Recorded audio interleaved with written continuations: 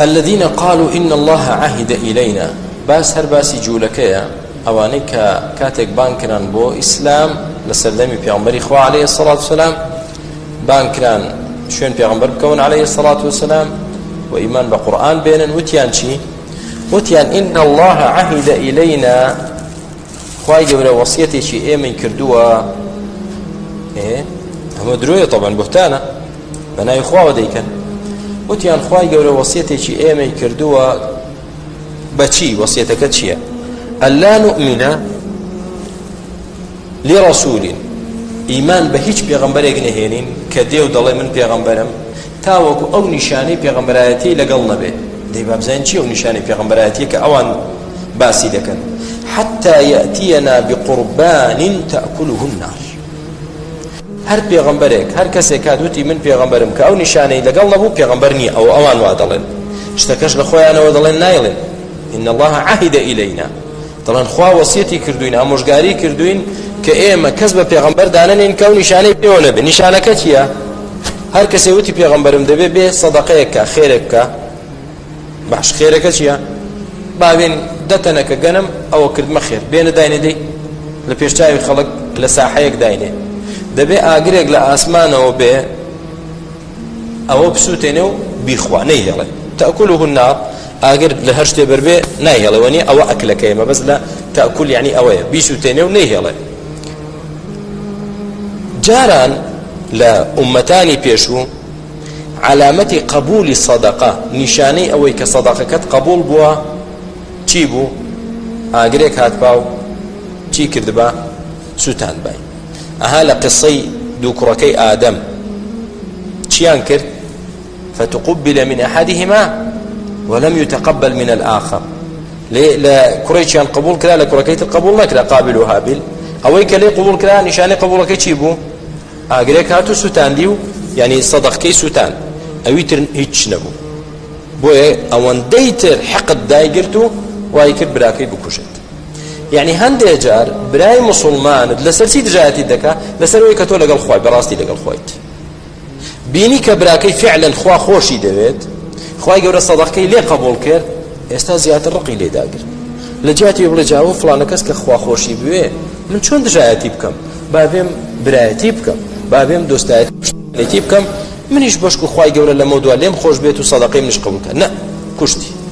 بوي بزانين هندي جار مسلمان دجاياتي دكا تاواني تو چيا براستي وبجواني دست بدينكي خواه قرتو او تاواني كت إيش تاواني ترمي أو تاواني تويا لسر أو الرقيلة تويا وحسودي أو تبيدبا كخواي جورب بو توي موفق كردو بو دين داريتيك كأي موفق نكردو حسودي تبيدبا ودجايتي دكاو بدوري مزان خوينت برجه كقابلها بالبراي يكتربون ليك باو بون هردو الشام مسلمان بون كشي خويني شرست كهات أمره بدوري مزانا فناب رب العالمين حسد آقريك اللي ضلي إنسان دا تاوكو شتيق نسو تيني دانا مرچێتەوە ئەوە تە براکەی خۆی کوشت بەڵام ئایا ئەم وەسیەتە ڕاستە لە خواوەیە ئایا خوای پەروەردگار بە جوولەکەی وت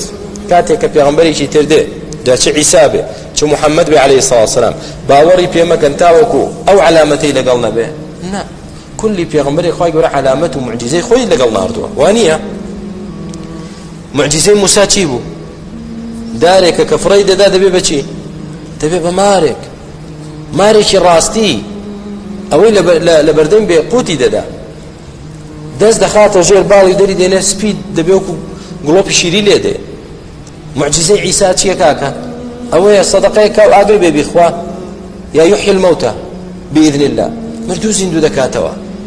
نەخۆش چارەسەر دەکا ئەوە معجزەی عیسا عەلەیهی سەڵات وسەلام معجزەی محەممەد چییە عەلەیهی سەڵات وسەلام قورئانێکی ناو کەس ناتوانێت یەک سورتي وكو قرآن بينه معجزة محمد عليه الصلاة والسلام انشقاق القمر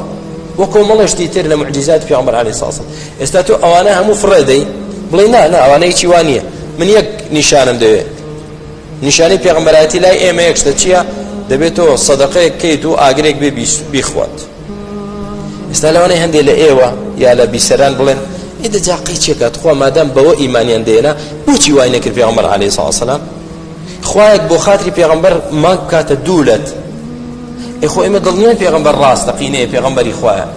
ئەگەر سەدەقەکەشی کرد بە چی دەبوو؟ ئاگرەکە خۆ دەهات خوای گەورە دەینات بۆ نەیکرد بۆی خوای گەورە ئیستیجابەی قەومێکی ناڕاست ناکات وەڵامیان ناداتەوە بۆ بەدەمیانەوە نایەت خوای پەروەردگار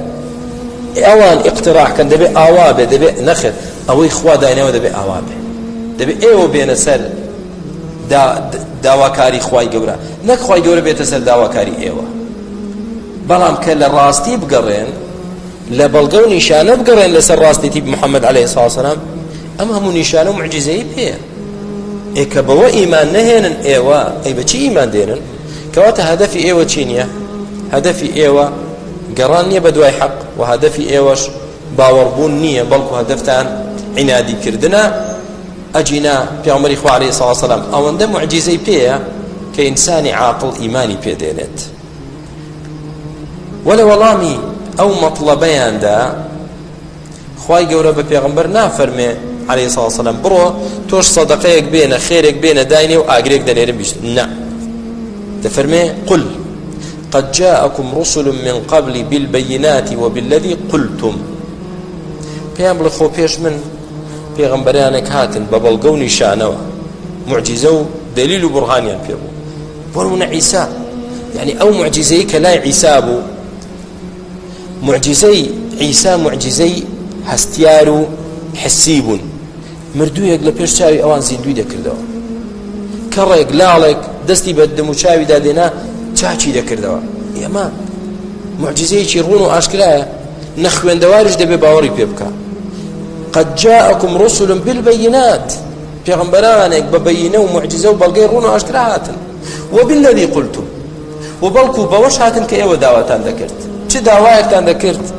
ئەنزل علينا مائدة من السماء بۆتان دادەبەزی با سەدەقەیەکە و ئاگر بێ ئاگرەکە داهات ئەوەش هات پێش من بۆ باوکانی ئێوە باو باپیرانی ئێوە باش ئایا باوەڕتان پێهێنان نەخێر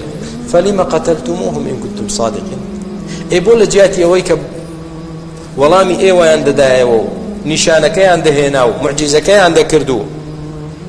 بەڵگە و نیشانەیان نیشان دەدەن لە جیاتی باوەڕیان پێبێن بۆ دەتان کوشتن